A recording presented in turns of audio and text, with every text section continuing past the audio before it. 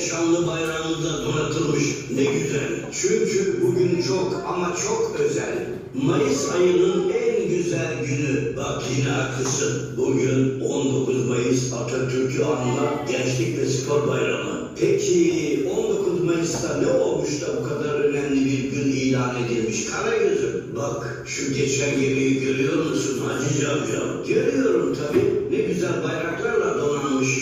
İşte milletimizin kurtuluşu öyle bir gemiyle başlamış. 19 Mayıs 1919'da eyvah geldi yine dümbelek. Bana derler tutsuz Deli Bekir. Bu tarih dersi verenler Karagöz'de Hacivat Çelebi'nidir. Görülürse tutsuz Deli Bekir, sokakta ne sarman kedi kalır ne de tekir. Aman Karagöz'üm sakın bulaşma.